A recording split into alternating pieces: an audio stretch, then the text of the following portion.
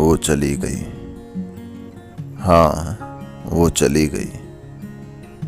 एक जो उम्मीद थी कि शायद वो दोबारा मिलेगी, वो टूट गई। न उसकी कोई खबर है, न उसका पता।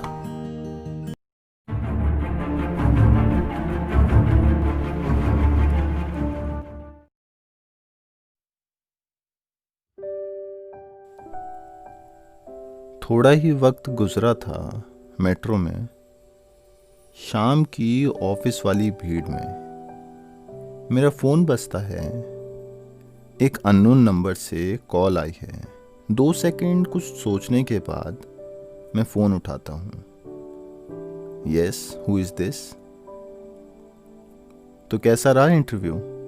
उधर से एक सवाल आता है। आवाज़ कुछ जानी पहचानी है। मैं पूछता हूँ, कौन? भाई, मैं करण, आज ही नया नंबर लिया है। मुझे याद है तेरा इंटरव्यू था, तो कैसा रहा इंटरव्यू? ये करण का कॉल था, मेरे स्कूल का दोस्त। उससे बात करते करते आज की सारी बातें मैंने उसे बता दी कि कैसे मैं एक अनजान लड़की से मिला, कैसे उसने मेरा इंतज़ार करने के लिए कहा और वो चली गई। मैं इंतज़ार करता रहा। मेरी बातें सुनकर वो कहता है, भाई तू वापस जाकर ऑफिस से उसके बारे में पता क्यों नहीं करता? हो सकता है उसका नाम और नंबर मिल जाए। मैं कुछ कह पाता, उतने में मेरा फ़ोन ऑफ हो जाता है। करण ने सजेशन तो अच्छा दिया था, पर अब ये मुमकिन नहीं है। वक्त भी बहुत हो चला है। अब तक तो ऑफिस भी बंद हो गया होगा। मैं इस कश्मकश में हूँ कि अगर मैं लौटता भी हूँ तो क्या इतना आसान होगा कि किसी ऑफिस से किसी का नाम पता मिल जाए। इसी कश्मकश में हूँ कि मेरा स्टॉप आता है। मैं स्टेशन से निकलता हूँ और घर की ओर चल देता हूँ। चलते चलते एक ख्याल आता है। आखिरी उम्मीद है मेरी, एक्साइटेड भी हूँ थोड़ा सा, और वही उम्मीद लिए घर की ओर तेजी से बढ़ता हूँ। घर आते ही फ़ोन चार्जिंग पर ऑन करता हूँ और रुचि को मैसेज करता हूँ। रुचि मेरी फ्रेंड, जो शायद एचआर को जानती है, जहाँ हम इंटरव्यू देने गए थे। वो शायद मेरी हेल्प कर सकती है। उसे मैं सारा किस्सा बताता हूँ और बताता हूँ कैसे वो दोस्त बनी। वो मुझसे उसका नाम पूछती है, जो मुझे पता नहीं। मुझे सिर्फ इतना पता था कि वो ग्रेजुएट है और साउथ दिल्ली में रहती है। मुझे जो कुछ भी उसके बारे में पता था मैंने सब बता दिया। वो सीधा मना कर देती है और उसी के साथ मेरी आखिरी उम्मीद भी टूट जाती है।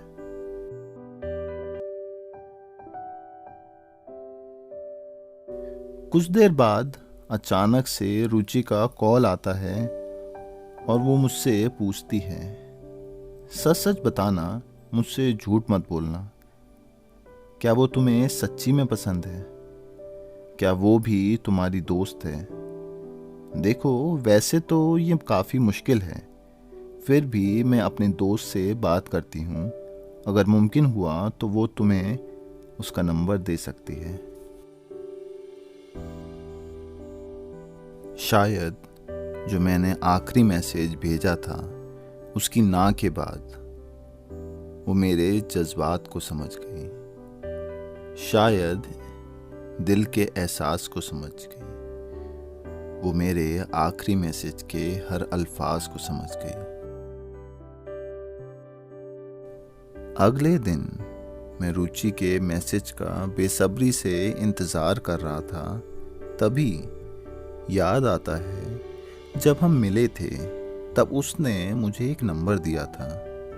मुझे ख्याल है कि वो इंटरव्यू देने आ सकती है, इसी उम्मीद में कि वो मुझे शायद वहाँ मिल जाए तो मैं भी वहाँ चला जाता हूँ।